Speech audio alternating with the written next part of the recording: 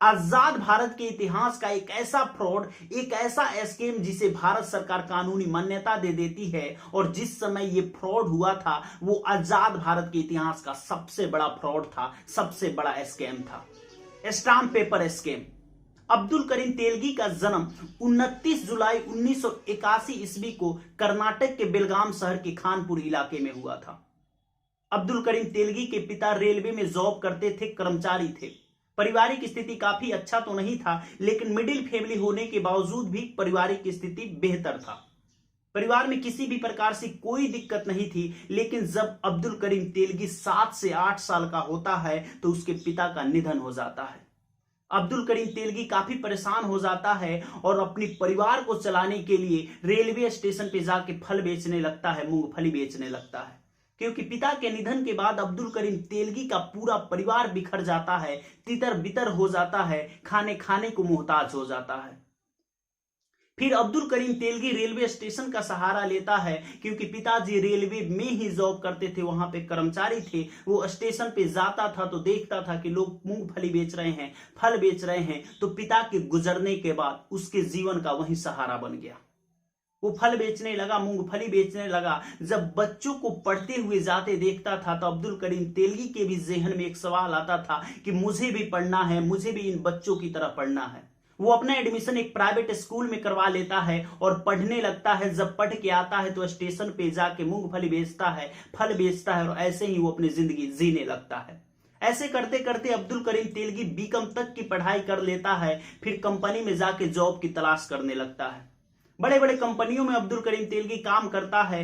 कहीं कंपनी से उसे निकाल दिया जाता था तो कभी वो खुद रिजाइन देके निकल जाता था, क्योंकि अब्दुल करीम तेलगी का मोटिव एक ही था, एक ही मानसिकता से वो ग्रसित था कि मुझे ज्यादा पैसे कमाना है। इसी सिलसिले को आगे बढ़ाते हुए अब्दुल करीम तेलगी मुंबई पहुंच जाता है और मुंबई पहुंचने के बाद उसके जहन में एक ही सवाल था कि ज्यादा पैसे कमाना है। काम कोई भी हो, पैसा ज्यादा मिलना चाहिए। अब्दुल करीम तेलगी मुंबई में भी ज्यादा दिन तक नहीं टिक पाता है। वहां से वो चला जाता है फॉरेन कंट्री।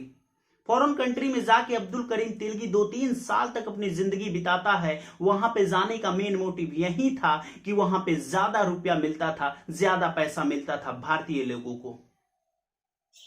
वहां पे वो कमाता है 2-3 साल, अच्छे रुपए कमाने के बाद फिर वो वापस इंडिया आ जाता है। इंडिया वापस आने के बाद अब्दुल करीम तेलगी एक बिजनेस की शुरुआत करता है, भारतीय लोगों को फॉरेन कंट्री में भेजने का। किसी के पास वीजा नहीं, किसी के पास पासपोर्ट नहीं, तमाम तरह की दिक्कत होता था, लेकिन लोगों के जहन में एक ही बात था कि मुझे फॉरेन कंट्री में जाना है, क्योंकि भारतीय पैसे की तुलना में वहां पे ज्यादा रुपया लोगों को काम करने का मिलता था। अब्दुल करीम तेलगी इसी का फायदा उठाता है और लोगों को भारत से फॉरेन कंट्री भेजने लगता है। ये बिजनेस भी चल पड़ता है। अनलीगल तरीके से लोगों को भारत से किसी और देश में भेजता था और काफी ज्यादा रुपया मुनाफा जब अब्दुल करीम तेलगी कमाने लगता है तो सरकार की नजर, पुलिस प्रशासन की नजर अब्दुल करीम तेलगी पे पड़ जाता है। 1991 ईस्वी में उसे गिरफ्तार कर लिया जाता है और उसे जेल के सलाखों के पीछे भेज दिया जाता है।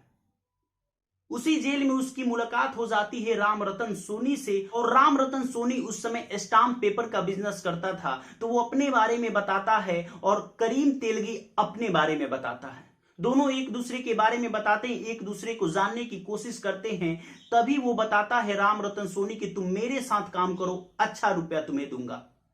जब जेल से निकलता है अब्दुल करीम तेलगी तो राम रतन सोनी के साथ काम करने लगता है, कमीशन पे स्टाम्प पेपर बेचने लगता है। लेकिन वहां भी वो दिमाग लगाता है कि अलीगल तरीके से स्टाम्प पेपर को कैसे बेचा जाए, इसमें कैसे फ्रॉड किया जाए, कैसे स्कैम किया जाए। अब्दुल करीम तेलगी अपने नाम से सरकारी दस्तावेज कहें तो एक सर्टिफिकेट बनवा लेता है स्टाम्प पेपर बेचने का। जब उसके नाम से सर्टिफिकेट बन जाता है स्टाम्प पेपर बेचने का तो वो गलत तरीके से स्टाम्प पेपर को मार्केट में बेचने लगता है। वो पता करता है कि स्टाम्प पेपर, जो सरकारी स्टाम्प पेपर होता है, कैसे दूर दूर तक सप्लाई होता है। तो रेलवे का पता चलता है कि रेलवे से ही ट्रेन से स्टाम्प पेपर एक राज्य से दूसरे राज्य में जाता है। रेलवे के कर्मचारियों को अपने जाल में फंसाता है, रेलवे के कर्मचारियों को लालच में फंसाता है और जिस ट्रेन में स्टाम्प पेपर लद के जाता है उस ट्रेन के अंदर घुस के अनलीगल तरीके से कहें तो डुप्लीकेट स्टाम्प पेपर उसमें रख देता था और ओरिजिनल स्टाम्प पेपर निकाल लेता था। और मार्केट में ये स्टाम्प पेपर बेचने लगता था और उसका मुनाफा उन अधिकारियों को भी देता था। ये भी काफी बिजनेस चलने लगा, लेकिन अब्दुल करीम तेलगी के जहन में एक ही बात था कि इससे मैं ज्यादा से ज्यादा महीने में 1000, 2000, 3000 तक स्टाम्प पेपर चुरा सकता हूं, चोरी करके बेच सकता हूं, लेकिन इससे ज्यादा रुपया नहीं कमा सकता हूं। अब्दुल करीम तेलगी के जहन में एक ही बात था कि मुझे ज्यादा पैसे कमाना है, मुझे अमीर आदमी बनना है। अब्दुल करीम तेलगी फिर दिमाग लगाता है और सोचने लगता है, और सोचते सोचते उसका ख्याल आता है कि स्टाम्प पेपर कहीं ना कहीं तो छपता होगा। वो ढूंढने लगता है कि स्टाम्प पेपर कहाँ छपता है। उसे पता चल जाता है कि स्टाम्प पेपर एक सरकारी ऑफिस है, उसी में छपता है, और वहीं पे अब्दुल करीम तेलगी चला जाता है। अब्दुल करीम तेलगी वहां पे जाने के बाद उसके जो अधिकारी हैं उनके संपर्क में आने की कोशिश करता है। काफी तकलीफ होता है, अधिकारी उसको धुतकार कर बाहर निकाल देते हैं। उसके बावजूद भी वो हार नहीं मानता है, लगा रहता है उन अधिकारियों से अपना कहें तो व्यवहार बनाने में, कहें तो उनसे नजदीकियां बढ़ाने में। अब्दुल करीम तेलगी को पता चलता है कि जो यहां से मशीन खराब हो जाता है उसके नीलामी होती है। अब्दुल करीम तेलगी नीलामी में वो मशीन खरीद लेता है और उस मशीन को एक घर में, एक खंडहर वाले घर में ले जाके रख देता है और मशीन को बनवाने लगता है इंजीनियर को बुलाकर।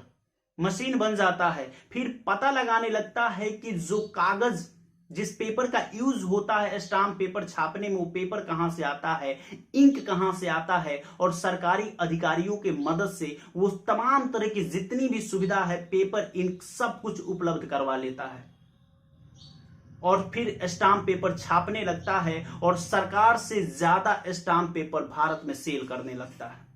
उसके जहन में एक ही बात था कि स्टाम्प पेपर सेल तो कर रहा हूं, लेकिन मेरा प्रतिद्वंदी सरकार है, क्योंकि सरकार लीगल तरीके से स्टाम्प पेपर सेल करता था और ये अलीगल तरीके से।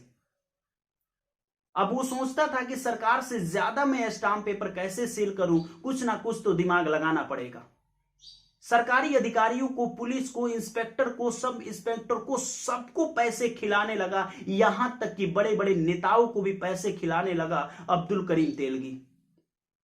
पूरे शहर में, पूरे राज्य, पूरे देश में अब्दुल करीम तेलगी से नेताओं का जान पहचान बढ़ता गया और उसका बिजनेस भी आगे बढ़ता गया। जो पुलिस अधिकारी का उस समय वेतन था 9,000, 10,000 रुपया, उस पुलिस अधिकारी को महीने के 10 लाख, 20 लाख, यहां तक कि करोड़ों करोड़ों रुपये बोरे में भर भर के देता था। अब्दुल करीम इस बिजनेस से काफी ज्यादा रुपया कमाने लगा, काफी ज्यादा दौलत अपना इकट्ठा कर लिया, लेकिन अब्दुल करीम तेलगी एक ही बात सोच रहा था कि सरकार से ज्यादा कैसे मैं अपना स्टाम्प पेपर पूरे भारत में सेल करूं। फिर उस अधिकारियों को वो निशाना बनाता है जिनके द्वारा पूरे भारत में स्टाम्प पेपर का सेल होता है। उन अधिकारियों से बात करता है और बोलता है कि कुछ गड़बड़ी करो जिसकी वजह से भारत के कोने कोने में स्टाम्प पेपर न पहुंचे, स्टाम्प पेपर के तंगी आ जाए, जिसकी वजह से मेरा स्टाम्प पेपर मार्केट में खुल के बिके और काफी ज्यादा मुनाफा कमाऊं।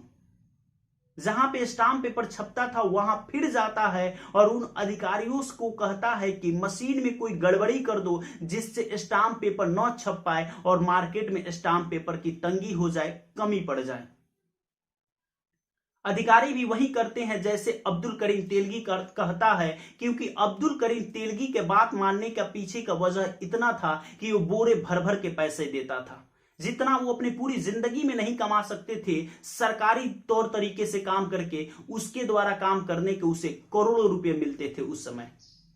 अब्दुल करीम तेलगी जैसे जैसे कहता गया वैसे वैसे वो अधिकारी करते गए। उसके एवज में उन्हें करोड़ों रुपए अब्दुल करीम तेलगी देता रहा। वही होता है, मशीन खराब कर दिया जाता है, ट्रांसपोर्ट में गड़बड़ी कर दिया जाता है और पूरे भारत में स्टाम्प पेपर का तंगी हो जाता है, कमी हो जाता है। फिर अब्दुल करीम तेलगी एमबीए के 700 से ज्यादा बच्चों को हायर करता है और भारत के कोने कोने में भेजवा के ये उन्हें बताने लगता है कि जाओ, जो जो वेंडर है, जो स्टाम्प पेपर की बिजनेस करते हैं, उनसे बोलो कि हमसे स्टाम्प पेपर ले। और वही होता है कि पूरे भारत में, लगभग भारत के 25 राज्यों में वो अपना पकड़ बना लेता है और हजारों करोड़ नहीं, लाखों करोड़ों रुपया का मुनाफा कमाने लगता है। लेकिन ये ज्यादा दिन तक टिक नहीं पाता है, क्योंकि एक ट्रक से जब स्टाम्प पेपर दूसरे जगह जा रहा था तभी पुलिस वाले उस ट्रक को जब्त कर लेते हैं। पुलिस वालों को भी नहीं पता था कि ये ट्रक में लदा हुआ स्टाम्प पेपर डुप्लीकेट है, रियल है, उन्हें कुछ नहीं पता था। क्योंकि इस फ्रॉड के बारे में किसी को भनक तक नहीं थी, और जिसको भनक थी उसको मोटा रकम दिया जाता था उसको मुंह बंद करने के लिए। पुलिस वाले फिर उस ट्रक को जब्त कर लेते हैं और उस पर कानूनी कार्रवाई करने लगते हैं। जब वो तह तक जाके देखते हैं तो नाम आता है अब्दुल करीम तेलगी की। अब्दुल करीम तेलगी को गिरफ्तार कर लिया जाता है और उसे जेल के सलाखों के पीछे भेज दिया जाता है। अब्दुल करीम तेलगी पुलिस का थोड़ा सा भी हेल्प नहीं करता है अपने इस स्कैम को बताने में कि मैंने ऐसे किया वैसे किया, कुछ नहीं बताता है। फिर अब्दुल करीम तेलगी का नार्को टेस्ट होता है और नार्को टेस्ट में अब्दुल करीम तेलगी भारत के बड़े बड़े नेताओं का नाम बताता है, बड़े बड़े अधिकारियों का नाम बताता है कि इस स्कीम में बड़े बड़े अधिकारी और बड़े बड़े नेता हमसे जुड़े हुए हैं। उन्हीं के सहारे और उन्हीं से मिलकर भारत के कोने कोने में ये फ्रॉड को मैंने फैलाया था, ये स्कैम को मैंने फैलाया था। लेकिन जब नार्को टेस्ट में भी पूछा जाता था अब्दुल करीम तेलगी से कि तुम्हारे पास कितने पैसे हैं, तो बोरा भर के पैसा बताता था, कभी भी एक्चुअल पैसा नहीं बता पाता था। क्योंकि एक्चुअल पैसा कभी अब्दुल करीम तेलगी भी नहीं काउंट कर पाया था कि मेरे पास कितना पैसा है।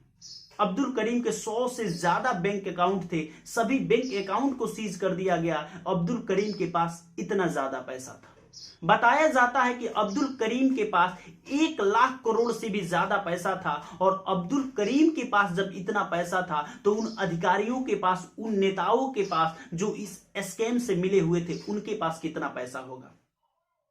इसकी जांच सीबीआई को दे दिया जाता है, लेकिन कुछ नहीं होता है। इसकी जांच में जिन जिन नेताओं का नाम अब्दुल करीम तेलगी बताया था उन नेताओं की भी जांच नहीं किया जाता है, उन अधिकारियों को भी जांच नहीं किया जाता है। और एक दिन ऐसा होता है कि अब्दुल करीम तेलगी की जेल में ही मौत हो जाती है। अब्दुल करीम तेलगी के वकील का कहना है कि अब्दुल करीम तेलगी की मौत नहीं, हत्या हुई है। क्योंकि जब अब्दुल करीम तेलगी जेल के सलाखों के पीछे थे तो उन्हें एक इंजेक्शन दिया जाता है। वो इंजेक्शन होता है एड्स संक्रमण का, जिससे अब्दुल करीम तेलगी के शरीर में एड्स जैसी बीमारी उत्पन्न हो जाती है और उसी की वजह से अब्दुल करीम तेलगी की मौत हो जाती है। यह भी बताया जाता है कि अब्दुल करीम तेलगी लड़कियों का शौकीन था। अब्दुल करीम तेलगी बार में जाता था और बार डांसरों के साथ डांस करता था। उसी में एक नाम आता है तरन्नुम खान। तरन्नुम खान भी बार डांसर थी और बार में डांस करती थी। बताया जाता है कि तरन्नुम खान के डांस पे फिदा होके, तरन्नुम खान की खूबसूरती पे फिदा होके ये अब्दुल करीम तेलगी ने 93 लाख रुपया एक रात में उसके ऊपर लुटा दिया था। अब्दुल करीम तेलगी का जो दिल था उस पे फिदा हो गया था और अब्दुल करीम तेलगी के वो काफी संपर्क में आ चुकी थी। ये भी बताया जाता है कि अब्दुल करीम तेलगी उससे शादी नहीं कर पाया, किसी और से शादी किया, लेकिन उसे पत्नी की तरह अपनी जिंदगी में बसाया हुआ था।